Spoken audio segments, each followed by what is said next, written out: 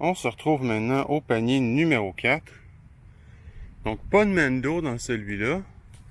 Un shot assez straight. Donc, le coup de départ va être fait assez droit. Le panier se trouve en face. Un peu à gauche, mais vraiment pas. Assez pour dire qu'il y a vraiment un dogleg. Il faut juste faire attention, encore une fois, au chemin qui est à droite. Donc, si vous avez de la puissance et vous voulez l'attaquer vers la droite, il faut juste faire attention parce qu'il y a des autos. Dans mon cas, c'est pas un problème. Le panier il est direct en avant de moi. Mon disque, moi, a atterri ici. Donc là, je peux attaquer à ce moment-là le deuxième coup assez facilement. En s'en allant par là, c'est vraiment en ligne droite pour le deuxième coup. Une chance de birder peut-être en étant chanceux, sinon un par assez facile. On se retrouve maintenant au panier numéro 5. Panier numéro 5, encore straight en avant. Faut juste faire attention au départ. Un arbre, un poteau de lumière. Sinon, très droit. Faire attention évidemment parce qu'ici, là, je sais pas si vous le voyez, mais il y a un allée. Il y a un allée, il faut juste faire attention. Des fois, il pourrait y avoir des gens qui passent. Donc, faites extrêmement attention, les gens ont priorité. Donc, on continue tout droit.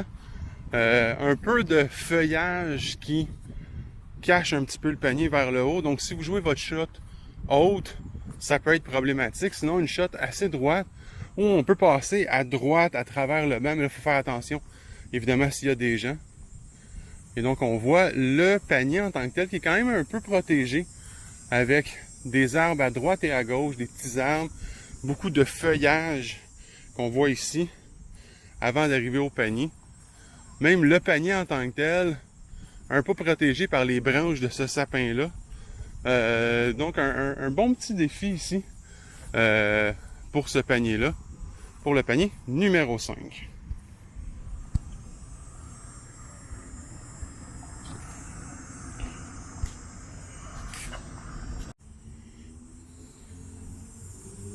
Donc on se retrouve maintenant au 6.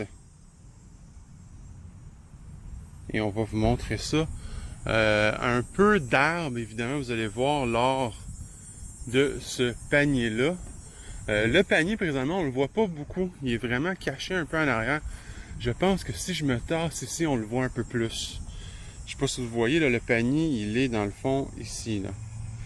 Donc, coup de départ assez droit, encore une fois. Faut juste faire attention un peu aux arbres de chacun des côtés. Encore une fois, aux joueurs qui ont beaucoup de puissance. Faites attention, il y a la rue à droite. Faites attention. Elle est au bi de toute façon, techniquement. Et en plus, il pourrait y avoir des voitures de stationnement. Donc, toujours attention à ça, évidemment. Il pourrait aussi avoir des cyclistes, des piétons. C'est pas juste les autos qu'il faut faire attention, là, mais bon. Et comme vous voyez, on arrive vers le panier. Et il y a encore des petits arbres avec du feuillage quand même assez bas.